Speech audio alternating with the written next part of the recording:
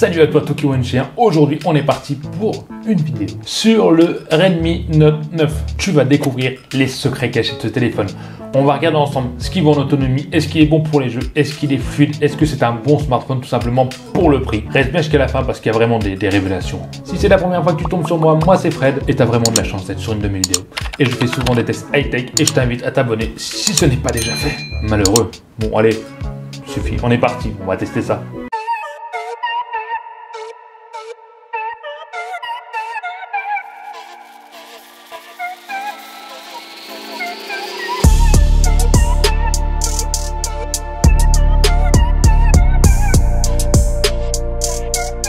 Il faut savoir que c'est un smartphone qui tourne en Chine autour de 130 € avec des promotions. Il va sûrement baisser, mais au moment où je vous parle, c'est ça, et environ 160 € en France. D'ailleurs, je t'ai mis les liens en dessous si tu veux voir les prix en France et les prix en Chine. Ça te permettra de savoir au prix où il est maintenant quand je te parle. Et c'est selon le modèle. Il n'y a pas un grand écart de prix, mais là on est sur le moins cher, donc le 3 Go de RAM et le 64 Go de ROM. Il existe le 4 Go de RAM et le 128 Go de ROM, si ça t'intéresse. Mais des fois, allez, 10 € plus cher, des fois ça vaut peut-être le coup en fait. Alors on va passer tout de suite à la boîte au déballage, voir ce qui se cache à l'intérieur. Donc à l'intérieur de cette magnifique boîte de chez Xiaomi, comme d'hab, elle se ressemble beaucoup d'ailleurs un peu à l'iPhone, on va retrouver le smartphone, tu t'en doutais, un fameux chargeur rapide de 18 watts. Ouais, ils s'appellent tous rapides. Sérieusement, ils s'appellent tous rapides, mais voilà, c'est du 18 watts. On est sur le câble USB type C, une notice toute simple et une coque en silicone transparente, qui est la bienvenue quand même. Bah, c'est toujours ça, moi je prends tout, hein, tu sais, je suis la raclure. Quand on a ce fameux bébé en main, il faut savoir qu'il fait 198 grammes. Je commence à m'habituer. C'est vrai que je suis chiant par rapport à ça, mais je m'habitue. En tout cas, il m'a pas choqué quand je l'ai pris en main. Avec ses 8,9 mm d'épaisseur, bah, c'est vrai que c'est pas mal, c'est même mieux que son grand frère Mi Note 10. Bon, enfin bref, j'ai fait une vidéo, si tu veux aller voir d'ailleurs sur le Lite, c'est la même chose en épaisseur quoi. On est donc sur une largeur de 77,2 mm et une hauteur de 162,3 mm. L'écran en façade fait 6,3 pouces et les recouverts, il couvre environ 83% de la surface totale du téléphone. Je suis pas surfaceologue, je peux pas te dire précisément non plus. On est sur une définition de 2340 sur 1080 pixels, donc en FHD avec une technologie LCD IPS. Et vous, on n'est pas sur du OLED. Mais bon, à ce prix-là, c'est un petit peu normal, non? On a les rebords légèrement incurvés à la 2,5D, hein. J'adore ces noms, 2,5D, 7D, et donc c'est du verre en Gorilla Glass 5. En haut à gauche on trouvera le poinçon tout simplement pour la peine, donc pour la caméra, qui est plutôt discrète, alors elle peut être plus petite mais elle est plutôt discrète, et juste au-dessus à droite donc le haut-parleur qui est tout petit, tout caché, on le voit à peine quoi. Bon, comme toujours, ça m'énerve de dire ça, mais Xiaomi fait des écrans vraiment bien. Les couleurs sont super, la sensibilité est super, le calibrage est super. Oui, on ne peut pas critiquer l'écran là-dessus, c'est vrai que c'est un bel écran, bien réglé, il n'y a pas de problème. Au niveau de la luminosité, je peux pouvoir un petit peu critiquer quand même, parce que oui, elle est suffisante, mais elle n'est pas abondante. Je sais pas si c'est bien dit, mais en tout cas j'aime bien, ça sonnait bien, je vais écrire une chanson presque. Si tu te mets en plein soleil avec ton téléphone, tu risques d'être limité pour la luminosité. Après, c'est pas non plus un handicap, ça reste convenable.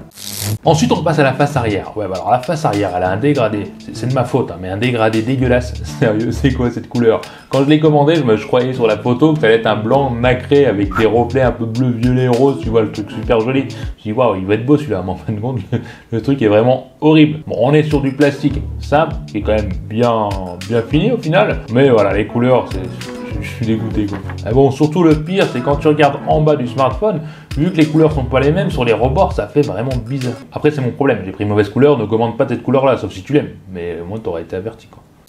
On va retrouver aussi donc les 4 caméras à l'arrière, avec en dessous, bien caché discrètement dans le noir, le capteur d'empreinte digitale, ouais, je le trouve bien placé, plutôt discret, c'est agréable. Ça fait quand même plus classe quoi.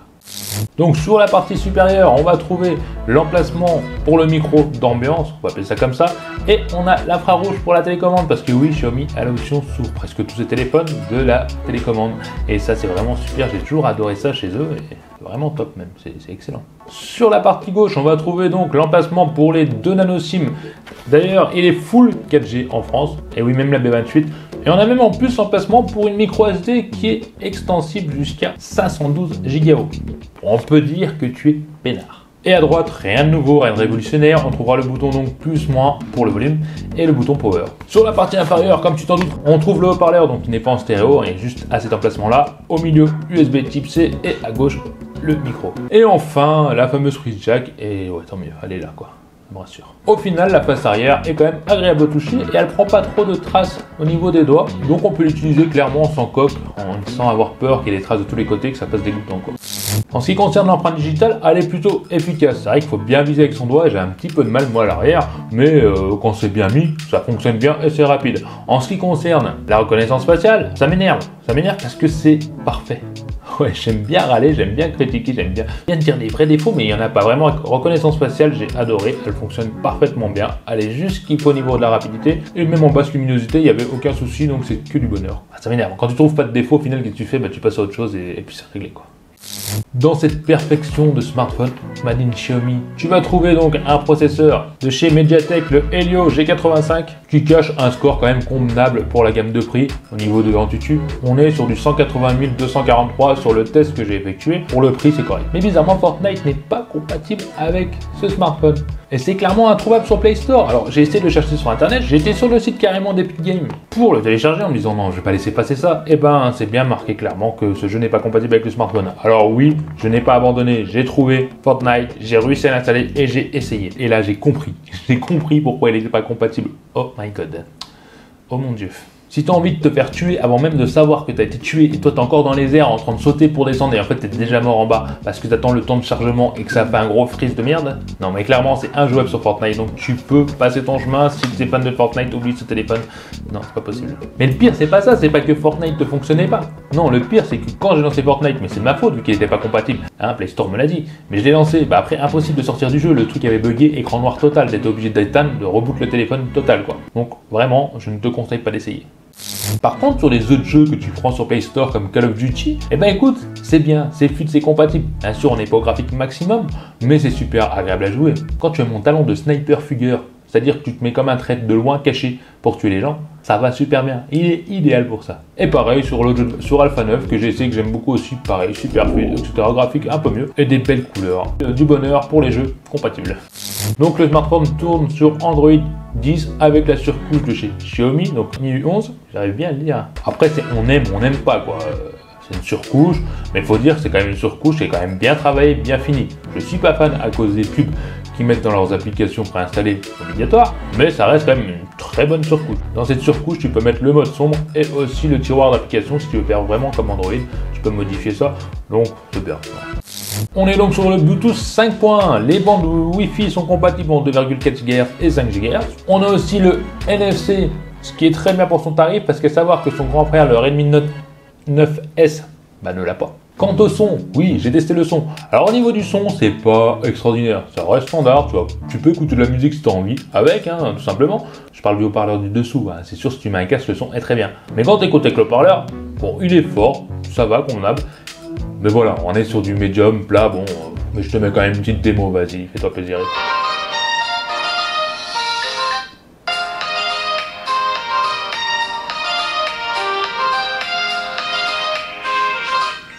Pour ce qui est de l'autonomie, ce magnifique bébé cache une batterie de 5020 mAh.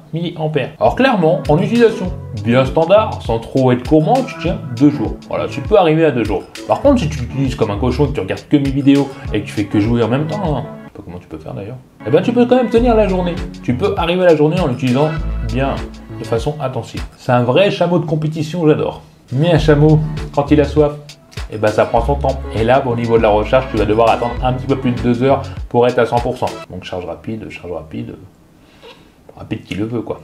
Je dis de ces phrases aujourd'hui, je me kiffe moi-même quoi. Je vais m'auto-like. Maintenant que j'ai dit du bien presque partout, je vais pouvoir le détruire sur la partie photo. Non là c'était un peu trop là. Allez, on passe sur les caméras. Donc le principal est un 48 mégapixels avec une ouverture à 1,79. Le deuxième, on passe sur un ultra grand angle de 8 mégapixels avec l'ouverture à 2,2. Le troisième, on est sur un capteur de profondeur. Ouais, on peut dire ça comme ça. Donc de 2 mégapixels avec une ouverture à 2,4. Et le petit dernier, le macro qui est de 2 mégapixels avec aussi une ouverture à 2,4. Alors clairement, les photos, je parle par rapport au prix et mon ressenti. Bah j'ai aimé, surtout en pleine luminosité, bah t'as rien à reprocher à cet appareil. Il est très bien, les couleurs sont parfaites, sont bien détaillées. C'est vraiment pas mal du tout. Ouais, je dis pas du tout parce que je sais plus quoi dire. Pareil en intérieur, franchement en luminosité pas excellente, les photos sont claires et nettes. Et je dirais même que même en basse luminosité, il se déroule bien. Ce n'est pas le meilleur, mais pour le prix, il y a bien pire. Et j'ai trouvé ça plutôt convenable et agréable. Par contre, les photos en grand angle la nuit, bon non, j'ai même pas mis de photos parce que là c'est niette. Donc prends pas des grands angles la nuit, tu prends des photos normales et tu vois, c'est bien. Donc en basse luminosité, il se débrouille quand même bien. Certains diront que non, moi je trouve que pour le prix, il est quand même convenable. Par contre, au niveau des 48 mégapixels, tu peux mettre cette option là, mais j'ai pas trouvé vraiment de différence. Comme tu vois le banc, je zoome, voilà, c'est plutôt bien en normal, mais en passant 48 mégapixels, je zoome au même endroit. Et ben, voilà, dis-moi dans les commentaires si toi tu vois vraiment une grosse différence. Je pense que c'est plus un gadget, autant laisser en automatique en intelligence artificielle pour avoir des photos très bien, naturellement. Pareil pour le mode macro. Le mode macro, je l'ai mis pour prendre une photo. Autant que tu approches ton téléphone, tu laisses l'intelligence artificielle et tu prends la photo. La différence, tu verras pas, c'est vraiment un gadget pour moi. Pareil pour le portrait, on est sur du 13 mégapixels et en extérieur c'est plutôt bien. Bon, quand tu as un contre-jour, ça reste moins bien, ce qui est un peu comme tous les appareils photo. Mais voilà, même en basse luminosité, il se démerde bien. Donc pour des beaux selfies, tu as un beau rendu, mais il faut quand même être pas mal. Quand tu es beau comme moi, ça facilite quand même. Il filme en 1080 et 30 fps. C'est pas dingue, mais ça peut être suffisant. Comme tu vas le voir là. Donc pareil, hein, même endroit, on filme. Donc là, on sent clairement la stabilisation. Parce que je marche et bah, ça bouge pas. Et on va aller voir l'autofocus sur le mur. Si ça rend bien quand on va de près. Bon, clairement, autofocus super réactif. Franchement, il y a... de ce que je vois, il n'y a rien à voir, quoi. C'est un truc super bien. La stabilisation est vraiment bien parce que je marche comme un gros patapouf. Et le son, bon, on verra ça. Hein. Tu me diras ça juste après dans les commentaires. Allez. Et bah ouais, la stabilisation était bonne, l'autofocus était très bien. Et les couleurs sont bien. Oh, c'est bien. Ouais. Pareil au niveau du mode portrait. Test de la stabilisation et de ma beauté ultime. Autofocus. Ouais, pas l'air d'en avoir un à l'avant. Ouais, c'est bizarre. Faut voir mes crottes de nez peut-être. Bon, les couleurs ont l'air pas mal sur l'écran. On va voir ça après. Bah, montage. Là, il n'y a pas eu d'autofocus, il n'y a pas de stabilisation, c'est sûr. Mais je voulais le défoncer au niveau des photos, bah j'ai pas réussi en fait, parce que je le trouve plutôt quand même bien pour le prix. Xiaomi se débrouille toujours en photo en général. Bon, parlons de mon verdict final, tu t'en doutes, sur ce smartphone entrée moyenne gamme, on va dire, de chez Xiaomi. Il s'en sort plutôt très bien, je peux te conseiller de l'acheter, mais prends-le pas en blanc, bleu, comme j'ai fait moi, parce que pour moi, sauf si tu l'aimes vraiment, mais là tu l'auras vu en vidéo, tu sais ce que tu achètes. Mais clairement, c'est un très bon téléphone, il s'en sort très très bien, et ça va être difficile de trouver, voire mieux.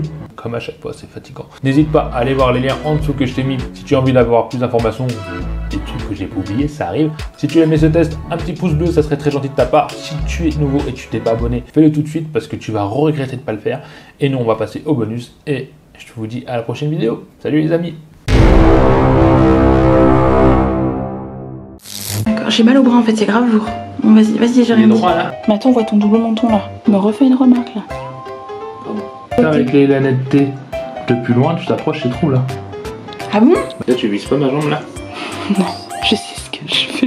Mais qu'est-ce que tu fais? En fait, je sais pas si ça tourne. Allez, à vous, t'as aimé la vidéo. Lâche-moi un petit commentaire en dessous pour me dire ce que t'en penses. Abonne-toi, sinon tu seras marabouté par les yeux de tout qui chien toute ta vie. Viens vite me rejoindre sur les réseaux sociaux et mate ma dernière vidéo juste ici. Allez, je compte sur toi pour la prochaine vidéo. Bye bye.